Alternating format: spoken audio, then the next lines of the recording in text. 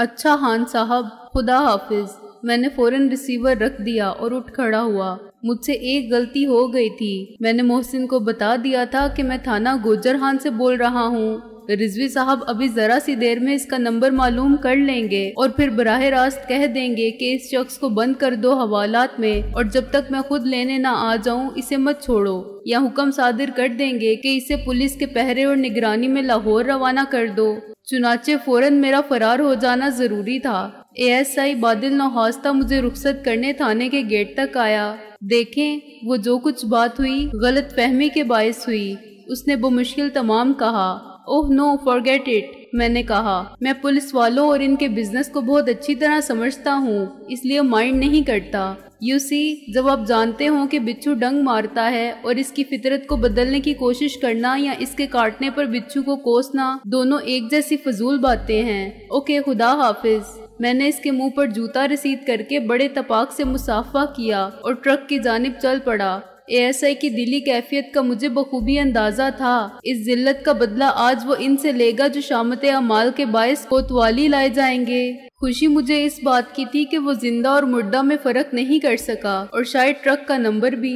فلک شیر گھٹنوں میں سر دیے بیٹھا تھا۔ میں نے شاپنگ، بریک فاسٹ اور ٹرنک کال میں تقریباً 1 گھنٹہ گزار دیا تھا۔ دھوپ اب بڑھ گئی تھی، چنانچہ وہ لاش کی طرف سے متفکر تھا جو کھلی جگہ پر رکھی تھی۔ ابھی ٹرک سائے میں تھا، لیکن آگے کا سفر کم سے کم 6 گھنٹے کا تھا اور دوپہر کے 2 بجے تک دھوپ میں رہنا تھا۔ میں نے اسے تسلی دی کہ راولپنڈی سے ہم کوئی ترپال وغیرہ لے کر اوپر پھیلا دیں گے اور لاش خراب نہیں ہوگی۔ گاؤں پہنچنے کے بعد بھی تدفین کے لیے 2-4 گھنٹے مل جائیں گے۔ موسم اتنا گرم نہیں تھا کہ 12 گھنٹے میں خرابی کے آثار پیدا ہو جائیں۔ راولپنڈی کا فاصلہ میں نے 1.5 گھنٹے میں طے کیا اور راستے میں صرف ایک جگہ پیٹرول ٹینک فل کروانے کے لیے رکا۔ اگر میں سوان ندی اور ٹوپی پارک کی طرف سے پنڈی میں داخل ہو کے مال روڈ پر ہو جاتا تو شہر کی ٹریفک سے بچ کے بالکل سیدھا گزر جاتا، اور کوہ نور ٹیکسٹائل مل کے بعد صرف ترنول چیک پوسٹ ہی تھی جہاں کوئی ٹرک میں جھانک کر دیکھتا، لیکن اس میں خطرے کی کوئی بات نہیں تھی۔ ہم کہہ سکتے تھے کہ زخمی مریض کو لیڈی ریڈنگ ہاسپٹل پشاور لے جا رہے ہیں، کیونکہ وہاں اس کا چچا نیورو سرجن ہے۔ عام حالات میں پنڈی کے ہولی فیملی یا CMH جیسے ہسپتالوں کو چھوڑ کے پشاور جانے کی کوئی بات نہیں کرتا، لیکن کسی کا قریبی عزیز مثلاً خود ڈاکٹر ہو تو یہ بات فطری نظر آتی ہے۔ غیروں کی بجائے اپنے زیادہ توجہ دے سکتے ہیں، اور نہ دیں تب بھی ان پر اعتماد تو زیادہ ہی رہتا ہے۔ ترپال خریدنے کے لیے مجھے ہاتھی چوک ضرور جانا پڑتا۔ اس بات کا خدشہ تھا کہ ٹرک میں لگے ہوئے بستر پر ایک مجروح شخص کو لیٹا دیکھ کر تجسس کے مارے لوگ جمع ہو جائیں اور کسی کی نظر قیامت کی ہو تو وہ تاڑ جائے۔ احتیاطاً میں نے کینٹ ہاسپٹل کی طرف سے گزرنے والی سڑک پکڑی، جس پر ابھی زیادہ رش نہیں تھا۔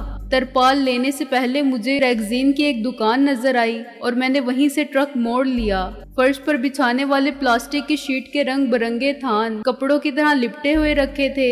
میں نے سادہ سے براؤن رنگ کی شیٹ خریدی اور ٹرک کی تینوں دیواروں پر پھیلا کے لاش پر ایک عارضی سائبان قائم کر دیا۔ شیٹ کے کناروں کو میں نے ٹرک کی سائیڈ میں بنے ہوئے لوہے کی ہر ہک میں پرو دیا تاکہ ٹرک چلنے سے شیٹ کو ہوا نہ اڑائے۔ اس کے باوجود جب میں پھر فیروز بنٹر کی طرف سے مال روڈ پر پہنچا اور دائیں طرف گھوم کے پشاور جانے والی سڑک پر ٹرک نے سپیڈ پکڑی تو پلاسٹک شیٹ ہوا بھرنے سے پیراشوٹ کی طرح پھول گئی اور بالآخر پھٹ گئی۔ اس کا ایک کونا پھڑپھڑانے لگا، پھر دوسری ہک کا سوراخ ایک چاک بن گیا، اور ابھی ہم ریڈیو پاکستان کے سامنے سے گزرے ہی تھے کہ شیٹ اڑ گئی۔ اب کچھ نہیں ہو سکتا، میں نے فلک شیر سے کہا۔ ٹرک پر چھت تو ہے نہیں، لیکن دھوپ کا اثر ہوا سے زائل ہوتا رہے گا۔ فلک شیر کچھ نہیں بولا، مگر اس کی صورت بتاتی تھی کہ اس صورتحال پر وہ آزردہ ہے۔ اب 4-5 گھنٹے کا سفر ہے، میں نے کہا۔ تم کہو تو میں لاش کو پلنگ کے نیچے رکھ دوں، یہی ایک صورت ہو سکتی ہے اسے سائے میں رکھنے کی۔ فلک شیر نے اقرار میں سر ہلایا اور میں نے ٹرک کو ایک طرف کھڑا کیا، نیچے اترا اور پیچھے جا کے اکیلے ہی لاش کو چارپائی سے اتار کے ٹرک کے فرش پر رکھا اور چادر اس پر ڈال دی، لیکن بستر چارپائی پر ہی رہنے دیا۔ اب مردہ گامے کو بے ہوش قرار دینے اور علاج کی غرض سے پشاور لے جانے والی کہانی نہیں چل سکتی تھی۔ بیمار اور مجروح شخص کو آرام سے بستر پر لٹا کے لے جایا جاتا ہے، نہ کہ سخت فرش پر جہاں جھٹکے لگنے سے صحت مند آدمی کی حالت بھی خراب ہو جائے۔ میں نے فلک شیر کو سمجھایا کہ اب ہم سے راہ میں کوئی سوال کرے گا تو ہمارا جواب مختلف ہوگا۔ ہم بتائیں گے کہ مریض کو علاج کے لیے پنڈی لے گئے تھے اور اس کا آپریشن ہونا تھا، مگر اس کی نوبت ہی نہیں آئی۔ चुनाचे अब तजहीरों तकफीन के लिए वापस ले जा रहे हैं और इसे चारपाई के नीचे रखने का मकसद भी यही है कि धूप से महफूज रखा जाए। गामे के सर और चेहरे के जख्मों से रसने वाला खून जम के स्याह और सख्त हो चुका था। चुनाचे इस चादर पर कोई दाग नमूदार नहीं हुआ था जो मैंने लाश पर डाली थी, और मेरा ख्याल था कि हमने इत्तमाद से बात की तो कोई शक नहीं करेगा। लेकिन तरनोल चेक पोस्ट पर 3 अफराद अचानक ट्रक के सामने आ गए और सड़क रोकने वाले लंबे बांस से डंडे के पीछे सफे बस्ता हो गए। इनके तेवर बदले हुए थे। अमूमन वो हर गाड़ी पर सरसरी निगाह डाल के चुंगी महसूल लेते थे और गाड़ी को गुजर जाने देते थे, वरना वो हर गाड़ी की तलाशी तफसील से लेते तो दोनों जानिब गाड़ियों की कतारें लग जाती और ट्रैफिक जाम हो जाता। इस वक्त वो मुकम्मल नाकाबंदी की पोजीशन में थे और ये नामुमकिन था कि मैं बैरियर को तोड़ता हुआ फरार हो जाऊं। साफ जाहिर था कि रिजवी साहब के हुक्म की तामील कर रहे थे। गोजरहान के थाने में एएसआई ने उन्हें ट्रक का नंबर और मेरा हुलिया सब बता दिया होगा। अगला बंदोबस्त उन्होंने यही किया होगा कि मुझे रावलपिंडी में दाखिल होते वक्त या शहर से निकलते वक्त रोकने की हदायत जारी कर दी होंगी। उन्हें रावलपिंडी के एसएसपी या उसी ओहदे के किसी अफसर का ताउन हासिल होगा, या उन्होंने शेरवानी साहब को बता दिया होगा जो खुद भी इस्लामाबाद में हाथ से बासर अफसर थे। जैसे ही मैंने ट्रक को रोका, एक इंस्पेक्टर किस्म का शख्स मेरी तरफ आया, बाकी 2 पिछले हिस्से की तरफ बढ़े। क्या बात है? मैंने पुरसुकून रहते हुए इत्मीनान से कहा, लेकिन फलक शेर का चेहरा फक हो गया। कुछ नहीं, आप नीचे तशरीफ ले आए। इंस्पेक्टर ने तंज़-आमेज़ शाइस्तगी से कहा, आपका नाम सिकंदर बख्त है ना? हाँ, लेकिन इस तरह मेरा रास्ता रोकने का मकसद? मैंने ची बजी होके कहा, मुझे पेशावर जाना है। हम सिर्फ अहकामात की तामील कर रहे हैं। वो बोला कि आपको यहीं रोक लिया जाए।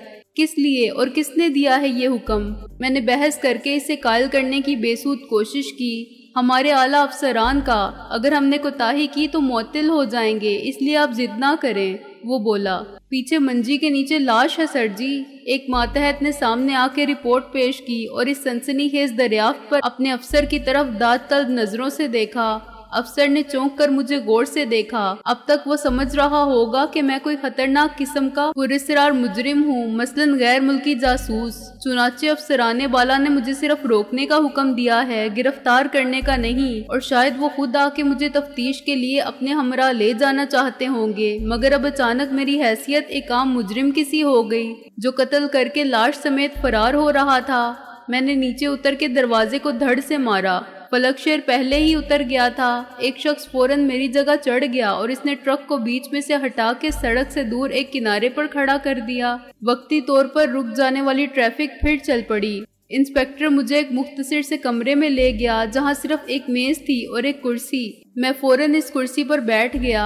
आम हालात में ये बड़ी गुस्ताखी होती, मगर इस वक्त इंस्पेक्टर खून के घूंट पीकर खामोश हो गया। इसने अपने लिए बाहर से दूसरी कुर्सी मंगवाई, लेकिन फलक शेर को खड़ा रखा। ये लाश मेरी फैक्ट्री के एक फोरमैन गुलाम मोहम्मद की है, मैंने इत्मीनान से कहा और जेब से सिगरेट निकाल के जलाई। मैं MWD इंजीनियरिंग कॉम्प्लेक्स का मालिक हूँ, हम इसे तदफीन के लिए ले जा रहे हैं। अच्छा जी, इंस्पेक्टर ने सपाट लहजे में कहा। फिर मैं क्या करूँ इसका? इसने ट्रक पर निगाह डाली जिस पर नजीर एंड कंपनी का नाम लिखा हुआ था। इसका लहजा और सवाल दोनों मुश्तिल करने वाले थे, लेकिन मैंने जब्त से काम लिया। तुम ये करो कि इस अफसर से मेरी बात करवाओ जिसके हुक्म पर मुझे यहाँ रोका गया है, और हाँ, यहाँ चाय तो मिलती है, हमारे चाय का इंतजाम कर दो, पैसे मैं दूंगा। मैंने जेब से 500 का नोट निकालकर मेज पर रखते हुए फोन के करीब डाल दिया। इंस्पेक्टर मजबूरन उठा। मेरे तहकुमाना अंदाज ने उसे कायल कर दिया था कि मामला और है और मैं मामूली आदमी नहीं हूँ। उसके उठते ही मैंने फलक शेर को कुर्सी पर बैठने का इशारा किया। इंस्पेक्टर ने गुस्से से पलट कर देखा और फिर किसी से कहा कि हाफ सेट चाय और एक कुर्सी लाए। मैंने टेलीफोन का रिसीवर उठा के जामिन रिजवी साहब के ऑफिस का नंबर मिलाना शुरू ही किया था कि इसने लाइन काट दी। मैं SSP जामिन रिजवी साहब को फोन कर रहा था। मैंने नागवारी से कहा, यहाँ कोई जामिन रिजवी नहीं है। इंस्पेक्टर यूं मुस्कुराया जैसे इसने मेरा झूठ पकड़ लिया है। मैं लाहौर का नंबर मिला रहा था। मैंने कहा, वहाँ जामिन रिजवी ही SSP हैं जिनके हुक्म पर मुझे रोका गया है। हम किसी जामिन रिजवी को नहीं जानते। वो बोला, ये इस्लामाबाद के एक SP का हुक्म था, वो आने ही वाले हैं। कुर्सी पहले आई, चाय उसके बाद। दूध, पत्ती और चीनी के इस मिक्सचर को अज्जाए तरकीबी की बिना पर चाय ही कहा जा सकता था, वरना इसमें चाय वाली कोई बात ना थी सिवाय दर्जाए हरारत के जो बहुत ज्यादा था। थकन दूर करने में ये गर्म मशरूब बेहद फायदा मंद साबित हुआ। शरअ के मुताबिक मैयत को दफन करने में इज्जत पसंदी एक नेक फेल है, मैंने कहा। इससे पहले कि इंस्पेक्टर मेरी दीनी मालूमात पर तबसरा करता, एक जीप बाहर आकर रुकी और इसमें से अंकल शेरवानी एक डीएसपी के साथ बरामद हुए। इंस्पेक्टर उछल के खड़ा हो गया और एड़ियां घट से बजा के सलूट झाड़ा। अंकल शेरवानी ने पहले मुझे गले लगाया और फिर झाड़ पिलानी शुरू की। यानी हद होती है नामाकूलियत की। किसी का ख्याल नहीं कि सब कितने परेशान हैं। जब जी चाहा ऐसे गायब हो गए जैसे गधे के सर से सींग। मैंने सर झुका के कहा, मैं वाकई गधा हूँ, लेकिन आप मेरी बात तो सुन लें। हाँ सुन लो तुम्हारी बात, अंकल शेरवानी ने कहा। वहाँ सबका जीना हराम कर रखा है तुमने। रिजवी के फोन पर फोन आ रहे हैं कि इसे कोई सवाल किए बगैर हथकड़ी लगा के वापस भेज दो। राबिया और मोहसिन अलग परेशान हैं। यहाँ मेरी और शहला की नींद हराम है। आखिर तुम कहाँ गायब हो गए थे और यहाँ क्या कर रहे हो? मैंने देखा कि डीएसपी ज़ेरे लब मुस्कुरा रहा है। मैं अंकल शेरवानी को एक तरफ ले गया। मसला कोई ऐसा संगीन नहीं अंकल, मैंने कहा। ये फोरमैन मेरी जान बचाते हुए मारा गया। मुझे इतना तो करना चाहिए कि इसकी आखिरी रसूम में शरीक हूँ। मेरी आवाज इतनी कम थी कि दूसरे लोग साफ नहीं सुन सकते थे। वो तो ठीक है, अंकल शेरवानी बोले, लेकिन ये नौबत आई कैसे? यानी तुम अच्छे भले समझदार आदमी, अपनी अक्ल और हाजिर दिमागी से तुमने सबकी जान बचाई और फिर सबकी जान के दुश्मन हो गए। किस हकीम ने लिखा था नुस्खे में कि अकेले वहाँ जाओ बिला वजह? मैं अपनी गलती तस्लीम करता हूँ, मैंने कहा, लेकिन इस वक्त मेरी पोजीशन का ख्याल कीजिए। फोरमैन की लाश के साथ इसका मामा है जो फैक्ट्री का चौकीदार था। इसकी जान भी खुदा ने बचा ली, वरना ये भी मेरे साथ ही मारा जाता। बस मैं इन्हें गांव तक छोड़ आऊं। मेरा वादा कि कल दोपहर तक आपके पास पहुंच जाऊंगा। आप जरा अंकल रिजवी को समझा दें, वो आपकी बात मान लेंगे। अच्छा भाई, लेकिन देखो मैं कोई इंतजाम कर देता हूँ कि तुम्हारे साथ कुछ लोग चले जाएं। अंकल शेरवानी ने मजबूर होके कहा, सिर्फ तुम्हारी हिफाजत के लिए, तुम्हारे लिए कार आ जाएगी। मैं यकीनन इनकार कर देता, लेकिन इसी वक्त पल भर के लिए मेरी निगाह बाहर गई और मैंने एक नीले रंग की कार को गुजरते देखा। फिर शौरी तौर पर मुझे डिसिल्वा याद आया जिसके पास ऐसी ही टोयोटा क्राउन थी। फिर मैंने विंड स्क्रीन के पीछे साबिक उस्ताद पेड्रो और मौजूदा अहमद नवाज गर्देजी को देखा। वो बड़ी तेजी से वापस जा रहा था और इसकी नजर सड़क के किनारे से दूर खड़े हुए ट्रक पर गई ही नहीं, वरना वो नजीर एंड कंपनी लिखा हुआ देखने के बावजूद अपनी कंपनी के ट्रक को पहचान जाता।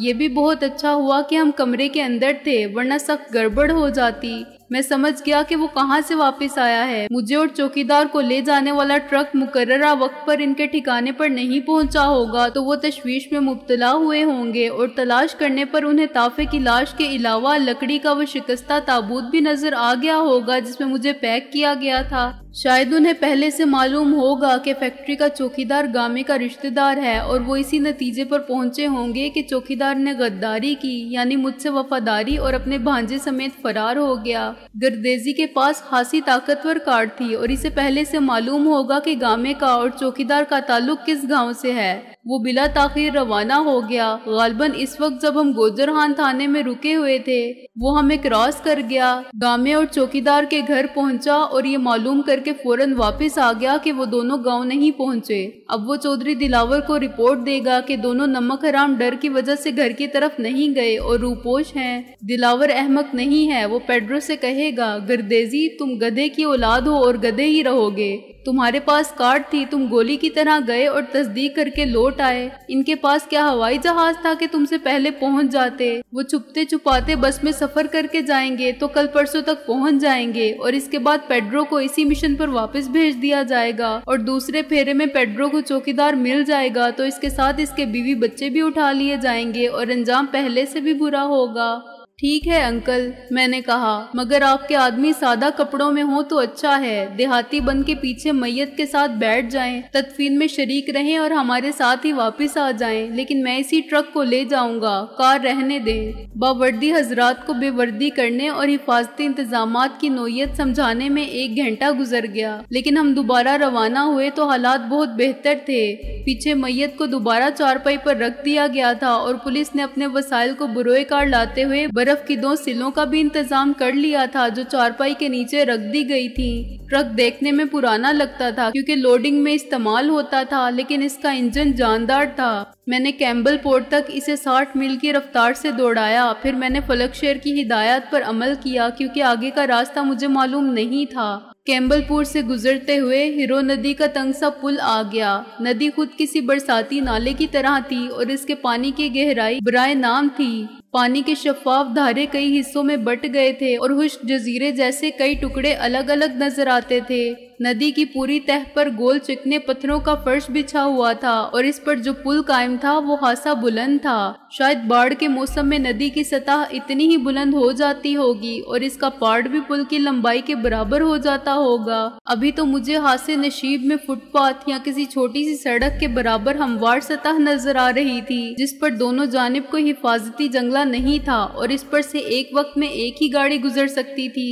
میرا خیال تھا کہ اگر میں ٹرک کے چاروں پہیوں کو سیدھا اور پل کے کناروں پر رکھنے میں کامیاب ہو گیا تب بھی اس کی باڈی پل کے دونوں طرف نکلی رہے گی۔ تیلا گنگ جانے والی بس کے مسافروں کا اس پل پر سے گزرتے ہوئے کیا حال ہوتا ہوگا جب وہ دیکھتے ہوں گے کہ بس پل صراط پر سے گزر رہی ہے اور پہیے تو شاید پل پر ہی ہیں مگر وہ خود ندی کے اوپر معلق ہیں۔ نشیب کے فوراً بعد فراز تھا اور سڑک 30 درجے کے زاویے پر ایک دم اٹھتی تھی، کہیں کہیں یہ زاویہ 45 درجے تک ہو جاتا تھا۔ چنانچہ پل کراس کرتے ہی مجھے ٹرک کو سیکنڈ گیئر میں رکھنا پڑا اور اس کا انجن زور لگاتا، شور مچاتا اوپر چڑھنے لگا۔ چڑھائی کے علاوہ پہاڑی موڑ تھے جو اتنے خطرناک تھے کہ دوسری طرف سے آنے والی ٹریفک بالکل نظر نہیں آتی تھی۔ چنانچہ ایک بس جو کیمبل پور جا رہی تھی اترائی کی وجہ سے لڑکتی ہوئی زوم سے گزر گئی تو مجھے حیرت ہوئی کہ دونوں گاڑیوں نے ایک دوسرے سے مصافحہ کیوں نہیں کیا، لیکن بس ڈرائیور تجربہ کار اور ان راستوں پر غیر متوقع ملاقاتوں کا عادی تھا کہ 1 ملی لیٹر کے فاصلے سے گاڑی نکال لے گیا۔ آگے کا راستہ اور بھی خطرناک ثابت ہوا اور مسافت کم ہونے کے باوجود مجھے بے حد محتاط رہنا پڑا اور رفتار کو قابو میں رکھنا پڑا۔ 2 بجے بالآخر ہم اپنی منزل پر پہنچے۔ اس کے بعد ایک ماتمی کوہرام مچا جس کی ذہنی اذیت سے بچنے کے لیے میں گاؤں کے بازار چلا گیا جہاں گنتی کے چند دکانوں میں سے ایک چائے خانہ بھی تھا اور پروپرائٹر چائے خانہ خزان نے میرے جیسے VIP کے قدم رنجا فرمانے پر خصوصی چائے کا انتظام کیا اور گلاس بھر کے اوپر چھٹانگ بھر ملائی کی تہ کے ساتھ چائے پیش کی۔ اس کی عقل سمجھنے سے قاصر تھی کہ میں آخر ہوں کیا، کیونکہ 3 بے وردی ملازم سائی کی طرح میرے ساتھ لگے ہوئے تھے، مسلح بھی نظر آتے تھے اور مجھ سے آپ جناب کے بغیر بات بھی نہیں کرتے تھے۔ ان تینوں کو بھی تقریباً ویسی ہی اسپیشل چائے پیش کی گئی لیکن وہ عمدن مجھ سے دور بیٹھے۔ میں بسکٹوں کے باقی ماندہ حصے کو بطور لنچ چڑھتا رہا۔ دیرے حالات یہ شہری نعمت بھی بہت غنیمت ثابت ہوئی۔ شام کو قبرستان سے لوٹنے کے بعد میں نے فلک شیر سے کہا اگر تمہیں جانا پڑے تو تیاری کے لیے اور سامان وغیرہ باندھنے کے لیے کتنا وقت درکار ہوگا؟ تیاری کیسی مالک؟ وہ بولا، اور غریب کا سامان ہی کتنا ہے؟ بوریا بستر، چند کپڑے اور برتن۔ اس کا مطلب ہے اگر تم چاہو تو آج میرے ساتھ واپس جا سکتے ہو، بیوی بچوں سمیت۔ میں نے کہا آج؟ وہ چلتے چلتے رک گیا۔ سوئم سے بھی پہلے؟ میں تمہارے جذبات کی قدر کرتا ہوں، میں نے کہا، اور میری کوئی ذاتی غرض وابستہ نہ ہوتی تو میں تمہارے ساتھ یہاں تک آتا ہی نہیں۔ تم کو وہی ترنول چوکی سے پولیس کی ایمبولینس میں یا اسی ٹرک میں بھجوا دیتا اور خود واپس چلا جاتا، لیکن میرے یہاں آنے کا ایک مقصد ہے اور وہ مقصد ہے تمہیں اور تمہارے بیوی بچوں کو دلاور کے ظلم و ستم سے بچانا۔ تمہیں معلوم ہے اس کا ایک آدمی گامے کو پوچھتا ہوا گاؤں آ کے جا چکا ہے۔ آپ نے بھی سن لی یہ بات جناب؟ وہ پھر میرے ساتھ چلنے لگا۔ ہاں، آج یہاں اسے کوئی نہیں ملا لیکن وہ معاف کرنے والا اور بھول جانے والا آدمی نہیں ہے، میں نے کہا۔ اس کے علاوہ تمہارا وجود اس کے لیے خطرے کی علامت ہے۔ وہ پھر کسی کو بھیجے گا، کل، زیادہ سے زیادہ پرسوں۔ گامے نے تمہیں بچایا اور یہ ثبوت ہے اس بات کا کہ تمہیں اس سے کتنی محبت تھی۔ کوئی ان کی خاطر تو جان نہیں دیتا جن سے نفرت کرتا ہو، لیکن کیا اپنے بیوی بچوں سے تمہیں محبت نہیں ہے؟ تم یہ منظور کر سکتے ہو کہ تمہارے حصے کی سزا انہیں بھی ملے اور دلاور کے آدمی انہیں بھیڑ بکریوں کی طرح کاٹ کے ڈال دیں؟ میرا مقصد صرف یہ تھا کہ اپنی بساط کے مطابق تمہیں اس ظلم سے محفوظ رکھنے کی کوشش کروں تاکہ تم زندہ رہو اور مجھے موقع ملے کہ میں تمہارے احسان کے بدلے تمہارے لیے کچھ کر سکوں۔ پھر بھی آج اچانک چلا جاؤں؟ وہ بڑبڑایا۔ گامے کی ماں سے کیا کہوں؟ کچھ نہیں، کسی سے کچھ نہیں کہنا، میں نے کہا۔ رات کو سامان سمیٹو اور میرے ساتھ ٹرک میں نکلو، صبح ہونے سے پہلے پہلے غائب ہو جاؤ، میں پنڈی سے تم کو کراچی کی ٹرین میں بٹھا دوں گا۔ گاؤں میں رات مغرب کے فوراً بعد آ گئی۔ تعزیت کے لیے آنے والے عشاء کی نماز سے پہلے ہی اٹھ گئے۔ عشاء کے بعد چوپال میں کوئی بھی نہ رہا، کچے گھروں میں جلنے والے تیل کے چراغ بجھ گئے اور ابھی 9 ہی بجے تھے کہ چوکیدار نے ہوشیار خبردار کی صدا لگا کے اپنی ڈیوٹی پوری کی۔ پھر ہر سمت خاموشی پھیل گئی، اتنی گہری اور بوجھل کہ میں نے کبھی محسوس نہ کی تھی۔ آوارہ کتے تک سو گئے تھے کہ کسی کے بھونکنے کی آواز نہیں آ رہی تھی، جنگلوں اور کھیتوں میں گیدڑ تک نہیں چلا رہے تھے۔ میں نے فلک شیر سے کہا کہ یہی مناسب وقت ہے۔ اس وقت میرا خیال تھا کہ فلک شیر کی بیوی اتنی کم مہلت میں اور آدھی رات کو چوروں کی طرح 1000 کوس کے سفر پر نکلنے کے لیے آمادہ نہ ہوگی۔ مرد حقائق کو نسبتاً کم وقت میں قبول کر لیتے ہیں اور حالات کو سمجھتے ہوئے مفاہمت کا راستہ اختیار کرنے میں دیر نہیں لگاتے۔ عورت کے ذات جذبات کا پیکر، جہاں رہے جس کے ساتھ رہے، وفا کے رشتوں کو اتنا استوار کر لیتی ہے کہ آسانی سے توڑ بھی نہیں سکتی۔ لیکن فلک شیر کی بیوی مختلف عورت ثابت ہوئی۔ فلک شیر کے کہنے پر میں نے خود اس سے بات کی تو اس نے میری بات بڑے سکون سے سنی اور فلک شیر کو دیکھتی رہی۔ نہ جانے کیوں فلک شیر نے اس سے نگاہ نہیں ملائی۔